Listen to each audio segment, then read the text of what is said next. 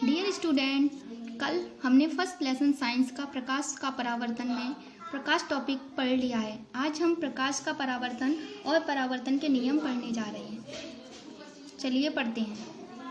प्रकाश का परावर्तन क्या होता है इसे हम समझते हैं। जब प्रकाश किसी पॉलिश तार या चिकनी तल पर गिरता है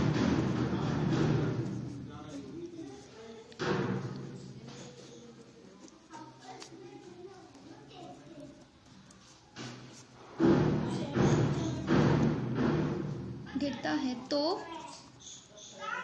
उसका अधिकांश भाग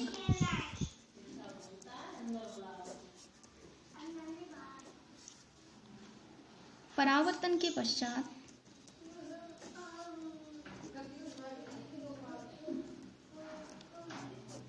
वापस लौट आता है।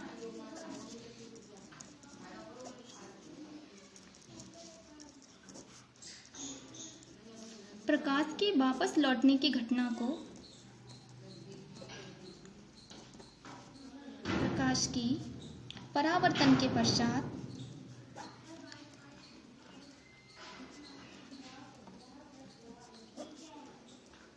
वापस लौटने की घटना ही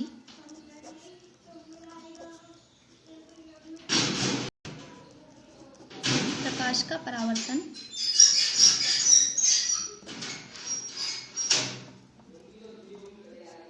कहलाती है। एक बार रिवाइज करते हैं। जब प्रकाश किसी पॉलिश तार या चिकने तल पर गिरता है तो उसका अधिकांश भाग परावर्तन के पश्चात वापस लौट आता है। प्रकाश की परावर्तन के पश्चात वापस लौटने की घटना ही प्रकाश का परावर्तन कहलाती है। चलिए देख लीजिए, एक बार रिवाइज कर लेते हैं।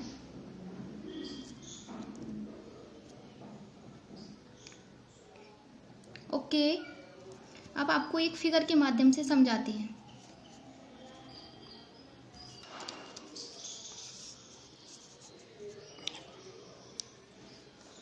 ये हमने एक समतल दर्पण खींचा, इस पर ये पॉलिश की है।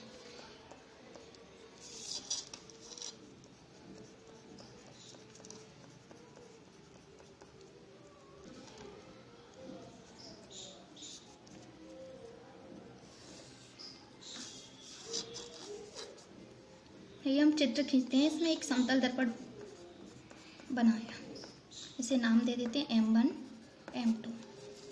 अब इस पर हम एक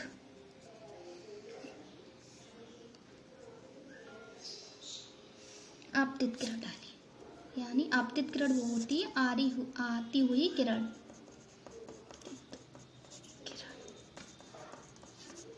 चलो, आपतित किरण होती है आती हुई किरण। देखो ये किरण आ रही है, इसे नाम दे दिया हमने A। ये दर्पण से टकराई, ये आपका बिंदु है। अब ये टकराने के पश्चात परावर्तित हुई।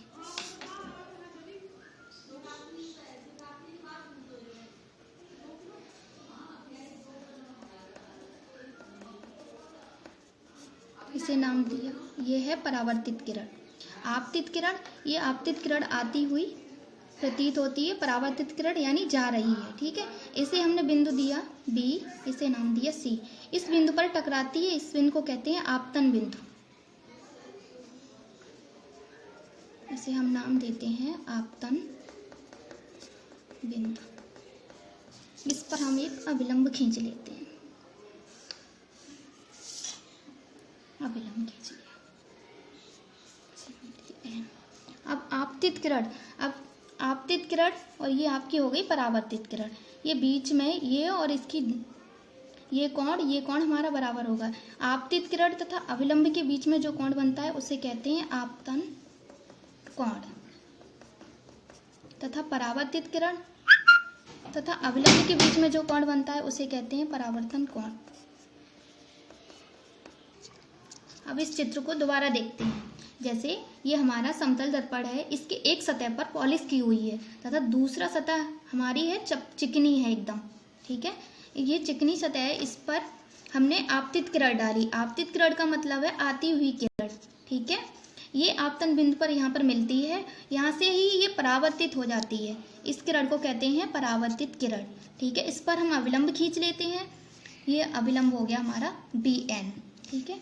अब आप ये कोण हो गया हमारा आपतन कोण, ये परावर्तन कोण। अब आपतन कोण की डेफिनेशन समझते हैं। जैसे आपतन कोण,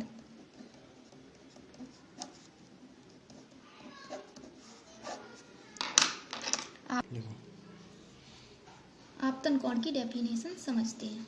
आपतन कोण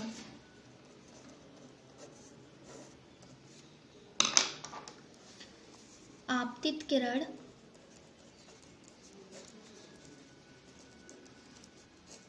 तथा अविलंब के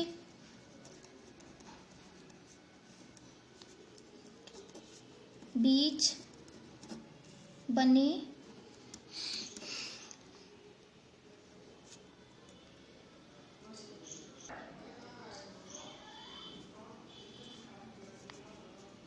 आपतित किरण तथा अविलंब के बीच बने कोण को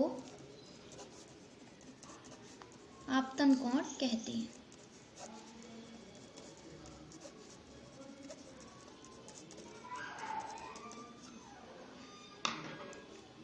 एक बार रिवाइज करते हैं। आपतन कोण, आपतित किरण तथा अविलंब के बीच बने कोण को आपतन कोण कहते हैं। अब हम समझते हैं परावर्तन कोण।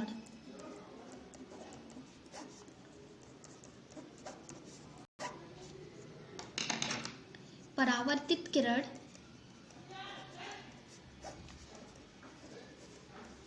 तथा अविलंब के बीच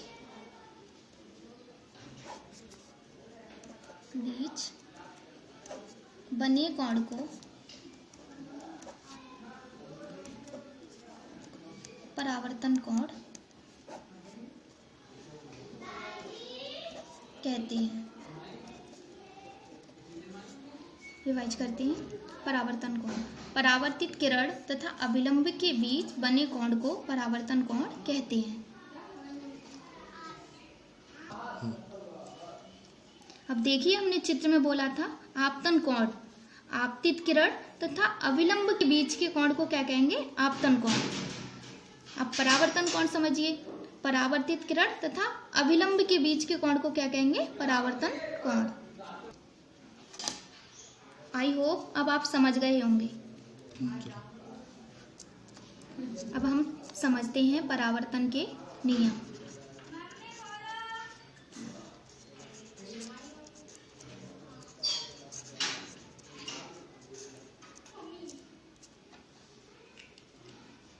परावर्तन के दो नियम हैं। नंबर 1, आपतित किरण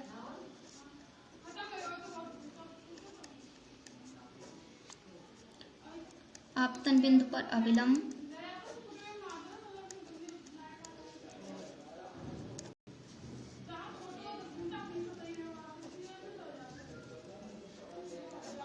तथा परावर्तित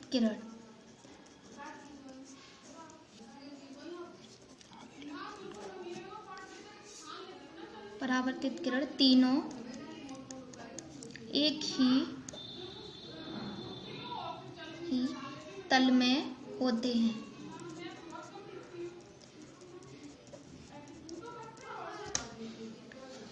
आपतित किरण आपतन बिंदु पर अविलंब तथा परावर्तित किरण तीनों एक ही तल में होते हैं, मतलब एक ही बिंदु पर होते हैं, जैसा कि आपने चित्र में देखा। अब नंबर 2,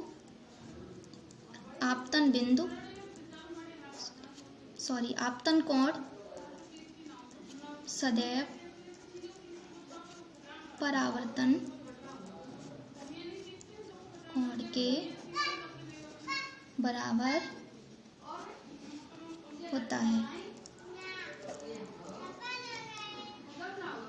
आपतन कोण सदैव परावर्तन कोण के बराबर होता है, जैसा कि चित्र में दिखाते हैं।